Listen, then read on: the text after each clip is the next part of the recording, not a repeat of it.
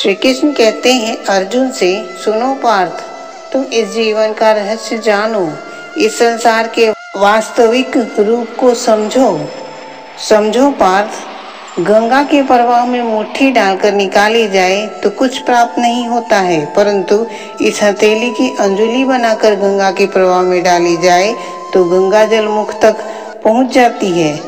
विचार करो पार्थ, विचार करो। अहंकार की मुट्ठी बांधी है या समर्पण की अंजुली बनाई है तुमने? इस ज्ञान को ग्रहण कर पाओगे? अर्जुन मौन होकर श्री कृष्ण की बातों को ध्यानपूर्वक सुन रहे थे। श्री कृष्ण ने कहा, यह संसार क्या है पार्थ? मानव, दानव, पशु, पक्षी, जंतु, कीटक, मत्स्य, वृक्ष, ये सब कैसे बनते हैं? किन पदार्थों से इनका जन्म होता है? ये कैसे चलते हैं? ये कैसे जीते हैं? इनकी मृत्यु कैसे होती है? और मृत्यु के पश्चात क्या होता है इनके साथ? इस रहस्य का विचार करो। तब अर्जुन कहते हैं कि मनुष्य की देह मिट्टी से बनी है माधव। जल उसमें रक्त आदि बनकर उसमें प्रवाह करता है। अग्नि देह को तापमान देती है और देह में रिक्त स्थानों में आकाश प्रकट होता है। अर्थात धरती, वायु, जल, अग्नि और आकाश, इन पंचभूतों से ही इस शरीर का निर्माण होता है। श्री कृष्ण फिर कहते हैं, महामहिम गुरु द्रोण, पृथ्वी, जल, वायु, अग्नि और आकाश से अधिक कुछ भी नहीं है। धर्म ज्ञानी भी इन्हीं पंचभूतों का जोड़ है और अधर्मी भी। तो मोह किसका कर रहे हो पार्थ? मिट्टी का।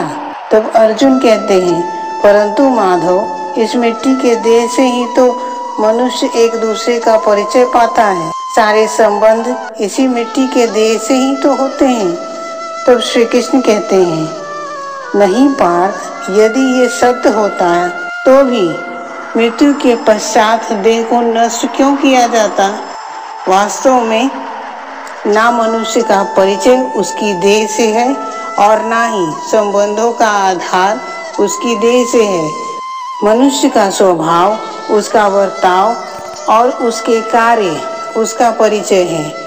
ये स्वभाव, वर्ताव और कार्य कैसे बनते हैं उसे समझो पार्थ। मनुष्य जीवन केवल बीज, दृश्य और अदृश्य पदार्थों का मेल है पार्थ, किंतु फिर भी प्रत्येक मनुष्य के कार्य और स्वभाव भिन्न भिन्न प्रतीत होते हैं। इसका कारण है सृष्टि के 3 गुण, तमस, रजस, तत्व। तब अर्जुन पूछते हैं श्री कृष्ण से, यह 3 गुण क्या है माधव? तब श्री कृष्ण कहते हैं, तमस का तात्पर्य होता है अंधकार। बिना अच्छे बुरे का विचार किए जीवन व्यतीत करने को तामसिक व्यवहार कहा जाता है। जैसे पशु पक्षी जीते हैं केवल वे अपनी शारीरिक इच्छा को पूर्ण करने के लिए। तत्व का अर्थ होता है ज्ञान का प्रकाश। तब व्यक्ति प्रत्येक परिस्थिति में धर्म का, सत्य का और परंपराओं का विचार करके व्यवहार करता है।